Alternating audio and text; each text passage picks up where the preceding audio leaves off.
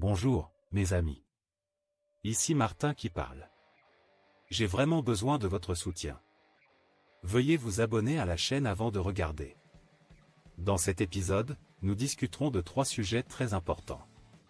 Chaque sujet est important et intéressant, alors assurez-vous de regarder notre épisode jusqu'à la fin. Premier sujet. La menace nucléaire nord-coréenne croissante, perturber l'ordre de sécurité dirigé par les États-Unis. Deuxième sujet. Un avertissement à Pyongyang, comment la coopération militaire entre la Corée du Nord et la Russie remet en question les résolutions de l'ONU. Troisième sujet. Dévoiler l'échange de munitions, l'accord controversé de Pyongyang avec la Russie. Premier sujet. Le récent sommet entre la Corée du Nord et la Russie a des implications importantes pour le paysage de sécurité mondiale, notamment dans le contexte des dynamiques internationales changeantes impliquant les États-Unis, la Chine et la Russie.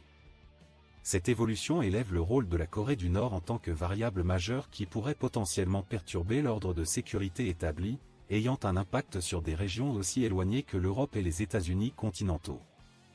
La question nucléaire nord-coréenne de longue date, qui reste sans solution depuis plus de 3 décennies, constitue désormais une charge substantielle non seulement en Asie de l'Est, mais également sur la scène mondiale. Lors de sa visite en Russie, le dirigeant nord-coréen Kim Jong-un a conclu un accord visant à renforcer la coopération stratégique et tactique avec la Russie, un membre permanent du Conseil de sécurité des Nations Unies. Cet accord permet à la Corée du Nord de se libérer de l'isolement qu'elle a connu depuis l'effondrement du bloc socialiste il y a plus de 30 ans et de s'aligner sur un front commun contre les États-Unis. Historiquement, après la fin de la guerre froide et l'établissement de relations diplomatiques avec la Corée du Sud, la Chine et la Russie se sont éloignées de la Corée du Nord, ignorant leur amitié traditionnelle. Livrée à elle-même, la Corée du Nord s'est engagée sur un chemin périlleux pour assurer sa survie en poursuivant le développement d'armes nucléaires dans le but de contraindre les États-Unis à normaliser leurs relations. Les États-Unis, de leur côté, ont tenté à plusieurs reprises de résoudre la question nucléaire nord-coréenne et d'intégrer la Corée du Nord à l'ordre international dirigé par les États-Unis. Ces efforts ont inclus des initiatives telles que les pourparlers à 6, 2003 à 2008, impliquant la Chine et la Russie et des négociations bilatérales avec Pyongyang, par exemple, l'accord-cadre de Genève de 1994 et les négociations nucléaires de 2018 à 2019. Malgré la sympathie occasionnelle de la Chine et de la Russie pour la situation difficile de la Corée du Nord, les deux pays, en tant que membres permanents du Conseil de sécurité de l'ONU, ont voté en faveur de 11 résolutions de sanctions contre la Corée du Nord depuis son premier essai nucléaire en 2006. Cependant, à la suite du résultat décevant du deuxième sommet entre la Corée du Nord et les États-Unis à Hanoï en février 2019, la Corée du Nord a essentiellement abandonné sa quête de relations normalisées avec les États-Unis et a intensifié ses efforts pour renforcer son arsenal nucléaire. Depuis lors, le paysage géopolitique a connu des transformations significatives. Les États-Unis, sous la direction du président Joe Biden, ont intensifié leur concurrence stratégique avec la Chine tout en confrontant également la Russie en tant que menace perçue. L'éruption de la guerre en Ukraine en février 2022 a encore exacerbé les tensions. Les États-Unis considèrent la Chine comme un rival et la Russie comme une menace, ce qui a conduit à une série de mesures visant à contrer leur influence. Ces mesures incluent le renforcement d'alliances telles que le Quad, dialogue de sécurité quadrilatéral, et l'OCU, un pacte de sécurité trilatéral avec l'Australie et le Royaume-Uni, et la poursuite d'une alliance trilatérale avec la Corée du Sud et le Japon. Les États-Unis ont également apporté un soutien substantiel à l'Ukraine dans son conflit avec la Russie, tout en imposant de sévères sanctions économiques à la Russie, en coordination avec les autres membres du groupe des 7, G7. Pendant ce temps, la Chine et la Russie ont approfondi leur coopération stratégique et ont déclaré un partenariat sans limite. Ces changements géopolitiques ont donné à la Corée du Nord un certain espace de manœuvre. La Russie, absorbée par son conflit prolongé avec l'Ukraine, a commencé à réévaluer la valeur stratégique de sa relation avec la Corée du Nord. Les États-Unis supposent que la Russie est en contact avec la Corée du Nord en raison de l'isolement perçu du président Vladimir Poutine et d'un intérêt potentiel pour l'acquisition d'armes de Kim, qui est également isolé sur la scène mondiale. Cependant, au-delà de ces suppositions, il semble que la coopération entre la Russie et la Corée du Nord soit motivée par un objectif stratégique clair, défier les États-Unis. La récente réception de Kim Jong-un par Poutine au cosmodrome de Vostochny, un hub du secteur aérospatial russe, témoignent de leur volonté de renforcer la coopération stratégique. De plus, il y a des indications que la Russie pourrait partager sa technologie de lancement de satellites avec la Corée du Nord. Kim Jong-un a exprimé son engagement en faveur d'une coopération multiforme avec la Russie, englobant la politique, l'économie et la culture, dans le but d'améliorer le bien-être des deux peuples. Il a affirmé le soutien de la Corée du Nord à la Russie dans ses efforts pour défendre la souveraineté de l'État et la sécurité contre des forces hégémoniques perçues. Si la Russie fournissait à la Corée du Nord une technologie de satellite, cela pourrait considérablement améliorer les capacités de missiles balistiques intercontinentaux de la Corée du Nord, pouvant potentiellement atteindre le territoire américain, une capacité qui a fait l'objet de scepticisme. De plus, si la Corée du Nord acquérait une technologie de sous-marin à propulsion nucléaire, cela rendrait difficile pour les États-Unis de suivre les sous-marins stratégiques de la Corée du Nord dans l'océan Pacifique Nord. Ces évolutions représentent de graves menaces pour la sécurité nationale des États-Unis qui ne peuvent être ignorées. John Kirby, coordinateur de la communication stratégique au Conseil de sécurité nationale, a souligné la préoccupation des États-Unis face à tout accord d'armement entre la Russie et la Corée du Nord qui renforcerait les capacités militaires de cette dernière. Cependant, le statut de la Russie en tant que membre permanent du Conseil de sécurité de l'ONU limite l'étendue d'une réponse intransigeante que les États-Unis peuvent poursuivre. Alors que certains milieux en Corée du Sud préconisent une position ferme, l'histoire a montré qu'une approche du « œil pour œil » avec la Corée du Nord aggrave souvent la situation. L'étendue de la coopération stratégique entre la Corée du Nord et la Russie reste incertaine et complexe.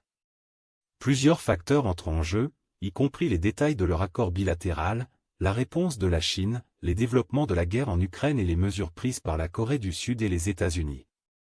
Ce qui est clair cependant, c'est que plus de 4 ans après les entretiens infructueux entre l'ancien président américain Donald Trump et Kim à Hanoï, la Corée du Nord est devenue un facteur crucial pour la sécurité mondiale.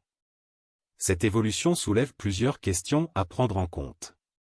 Comment la communauté internationale devrait-elle réagir aux dynamiques qui évoluent autour de la Corée du Nord, de la Russie et des États-Unis? Quelles mesures diplomatiques, le cas échéant, devraient être prises pour répondre aux ambitions nucléaires de la Corée du Nord? Comment la stabilité régionale et mondiale peut-elle être maintenue face à ces incertitudes? Nous vous invitons à partager vos opinions et idées sur cette question complexe et en évolution dans la section commentaires ci-dessous. Sujet numéro 2. Une mise en garde à Pyongyang, comment la coopération militaire entre la Corée du Nord et la Russie remet en question les résolutions de l'ONU. La Corée du Sud et les États-Unis ont exprimé leur inquiétude quant à la coopération militaire entre la Corée du Nord et la Russie, affirmant que cette collaboration est contraire aux résolutions du Conseil de sécurité de l'ONU.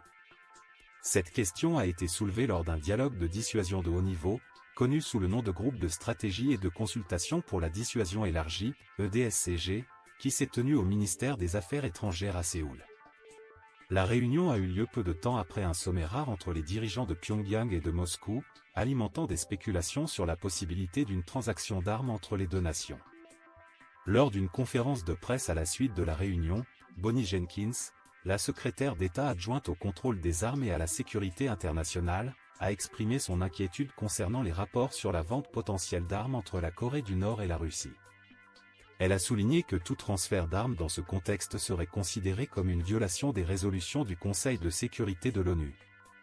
La réunion était coprésidée par Chang Go-jin, vice-ministre des Affaires étrangères de la Corée du Sud, et Shin Beom-chul, vice-ministre de la Défense nationale de la Corée du Sud. La délégation américaine était dirigée par Bonnie Jenkins et Sacha Baker, secrétaire d'État adjointe à la politique de défense. Un point clé mis en avant lors des discussions était la position des États-Unis sur les attaques nucléaires de la Corée du Nord. Il a été réaffirmé que toute attaque nucléaire de la Corée du Nord contre les États-Unis ou ses alliés, y compris la Corée du Sud, serait considérée comme inacceptable et entraînerait la fin du régime en Corée du Nord, selon Jenkins. Les deux parties ont également condamné vivement la coopération croissante en matière de défense et de politique entre la Corée du Nord et la Russie, explorant les moyens de contrer le rôle de la Russie dans les programmes nucléaires et balistiques de la Corée du Nord, ainsi que son implication dans les actions de la Russie en Ukraine.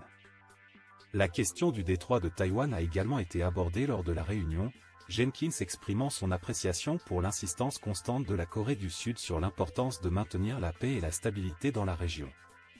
De plus, Chung Go-jin a souligné la nécessité que la Corée du Nord et la Russie soient tenues responsables de leur coopération militaire, appelant la Russie, en tant que membre permanent du Conseil de sécurité de l'ONU, à agir de manière responsable.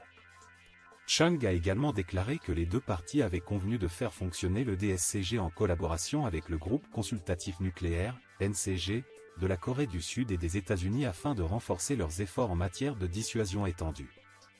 Concernant la coopération trilatérale entre la Corée du Nord, la Chine et la Russie, Chung a suggéré que Pékin pourrait ne pas voir la nécessité de partager son influence prédominante avec la Russie. Il est important de noter qu'après la deuxième réunion en 2018, le DSCG avait été temporairement suspendu en raison de l'approche du gouvernement libéral de Moon Jae-in, qui visait à promouvoir la réconciliation et la coopération intercoréenne. La réactivation de l'EDSCG est le résultat d'un accord entre le président sud-coréen Yoon Suk-yeol et le président américain Joe Biden lors de leur sommet en mai de l'année précédente. Cette démarche s'inscrit dans leurs efforts communs pour faire face aux menaces nucléaires et balistiques croissantes posées par la Corée du Nord. À la lumière de ces développements, il est évident que la question de la coopération militaire entre la Corée du Nord et la Russie suscite de sérieuses préoccupations pour la Corée du Sud et les États-Unis. La réunion à Séoul a souligné l'importance de respecter les résolutions du Conseil de sécurité de l'ONU, notamment en ce qui concerne les transferts d'armes et les menaces nucléaires. La position ferme contre toute attaque nucléaire et la condamnation de la collaboration croissante en matière de défense entre la Corée du Nord et la Russie témoignent de la gravité de la situation. De plus, les discussions autour de la question du détroit de Taïwan mettent en évidence les implications régionales plus larges de ces développements, les deux Corées du Sud et les États-Unis soulignant la nécessité de stabilité et de paix dans la région. Cela souligne le caractère interconnecté des préoccupations en matière de sécurité en Asie de l'Est et dans le Pacifique. La mention de la coopération trilatérale entre la Corée du Nord, la Chine et la Russie soulève des questions sur les dynamiques entre ces nations. La suggestion selon laquelle Pékin pourrait ne pas être enclin à partager son influence avec Moscou met en lumière d'éventuelles luttes de pouvoir ou des différences d'objectifs stratégiques au sein de cette alliance. Une analyse plus poussée est nécessaire pour comprendre l'évolution des relations entre ces pays. La réactivation de l'EDSCG est une étape importante pour faire face aux défis complexes de sécurité posés par les programmes nucléaires et balistiques de la Corée du Nord. Cela reflète l'engagement de la Corée du Sud et des États-Unis à travailler ensemble pour contrer ces menaces. Cependant, il reste à voir dans quelle mesure ces efforts conjoints seront efficaces pour dissuader la Corée du Nord et influencer le rôle de la Russie dans la région. Alors que cette question continue de se développer, il est essentiel de prendre en compte les perspectives et les opinions de la communauté internationale. Quels sont vos avis sur la coopération militaire entre la Corée du Nord et la Russie et ses implications pour la sécurité régionale? Veuillez partager vos opinions dans les commentaires. Sujet numéro 3. Révéler l'échange de munitions, l'accord controversé de Pyongyang avec la Russie. Des rapports indiquent que les agences de renseignement sud-coréennes ont identifié des preuves suggérant que la Corée du Nord a fourni des armes conventionnelles, y compris des obus et des bombes à roquettes, aux forces russes. On a observé ce prétendu approvisionnement en armes être transporté par train le long de la frontière avec la Russie. Notamment, cela survient à la suite de l'engagement récent du dirigeant nord-coréen Kim Jong-un et du président russe Vladimir Poutine à collaborer dans le domaine militaire. Cependant, la découverte de la fourniture d'armes par la Corée du Nord à la Russie, qui est actuellement embourbée dans le conflit en cours en Ukraine, a suscité des inquiétudes sur la scène internationale. Les implications de ces développements devraient avoir des répercussions mondiales, suscitant des réactions de divers pays, notamment la Corée du Sud et les États-Unis. Un haut responsable du bureau présidentiel sud-coréen a indiqué que des mesures de riposte pourraient être discutées et mises en œuvre dans le cadre de l'accord trilatéral de sécurité de Camp David impliquant la Corée du Sud, les États-Unis et le Japon.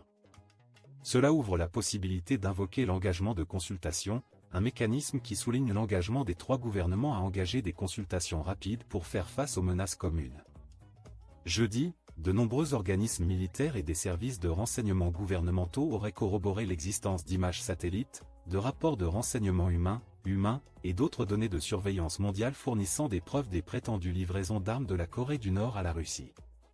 Selon des sources proches du gouvernement sud-coréen, il est estimé que cet arrangement aurait été initié en juin, lorsque la Russie a sollicité le soutien de la Corée du Nord pendant le conflit en cours en Ukraine. on suggère que les enregistrements de renseignements humains indépendants de Séoul ont joué un rôle crucial dans la collecte de ces informations. Par la suite, on suppose que la Russie aurait cherché à obtenir des fournitures d'armes de la Corée du Nord en raison d'une pénurie d'armement résultant du conflit prolongé. Une autre source suggère que l'invitation de la Russie à collaborer avec la Corée du Nord pourrait avoir été un geste de reconnaissance pour les précédentes livraisons d'armes du régime. La prétendue fourniture de diverses armes, dont des obus d'artillerie de 122 mm et des bombes à roquettes, par la Corée du Nord, a attiré une attention considérable. Le lieutenant-général ukrainien Kirill Budanov a confirmé dans une entrevue avec des agences de presse locales que la Corée du Nord fournit des armes à la Russie depuis environ 1 mois et demi. Une source associée au bureau présidentiel sud-coréen a révélé qu'il s'était écoulé un certain temps depuis que Séoul a identifié pour la première fois des armes nord-coréennes en possession des troupes russes sur le champ de bataille ukrainien. Ces développements ont suscité de nombreuses spéculations et soulevé plusieurs questions. La communauté internationale est susceptible d'examiner de près la situation, évaluant son impact sur le conflit en cours en Ukraine et le paysage géopolitique plus large. Alors que nous réfléchissons à ces événements, il est essentiel de maintenir une perspective équilibrée et analytique. Un aspect qui nécessite une attention particulière est la motivation derrière la décision de la Corée du Nord de fournir des armes à la Russie. Le moment choisi pour cette collaboration, initiée au milieu d'un conflit, suggère que la Corée du Nord pourrait avoir des intérêts stratégiques à soutenir la Russie. Cela pourrait être motivé par des considérations politiques, économiques ou diplomatiques. Explorer les facteurs sous-jacents et les motivations derrière de telles actions est crucial pour comprendre la dynamique de cette situation. De plus, il est impératif d'évaluer l'impact des actions de la Corée du Nord sur le conflit en Ukraine. La fourniture d'armes par la Corée du Nord à la Russie peut influencer l'équilibre des forces sur le champ de bataille et avoir une incidence sur la trajectoire du conflit. Comprendre comment ces livraisons d'armes pourraient modifier la dynamique du conflit est essentiel pour formuler une réponse éclairée. Le rôle des agences de renseignement dans la collecte et la vérification des informations dans ce contexte ne peut pas être sous-estimé. Les enregistrements de humains, les images satellites et autres systèmes de surveillance ont joué un rôle crucial pour mettre en lumière ces prétendus approvisionnements en armes. La fiabilité et l'exactitude de telles sources de renseignements sont essentielles pour façonner notre compréhension de cette situation. Il est essentiel de maintenir un niveau de vigilance et de scepticisme lors de l'évaluation de la véracité des informations fournies. De plus, la réponse de la communauté internationale, notamment des pays tels que la Corée du Sud et les États-Unis, revêt une grande importance. L'accord trilatéral de sécurité de Camp David entre la Corée du Sud, les États-Unis et le Japon fournit un cadre pour des réponses coordonnées aux menaces communes. La possible invocation de l'engagement de consultation souligne l'importance de la coopération internationale pour relever les défis sécuritaires complexes. En conclusion, la prétendue fourniture d'armes de la Corée du Nord à la Russie pendant le conflit en cours en Ukraine soulève des questions et des préoccupations complexes. Comprendre les motivations derrière les actions de la Corée du Nord, évaluer leur impact sur le conflit et évaluer la fiabilité des sources de renseignement sont des aspects cruciaux de l'analyse de cette situation. De plus, la réponse de la communauté internationale façonnera le cours futur des événements. Qu'en pensez-vous? Partagez vos opinions et vos perspectives dans les commentaires.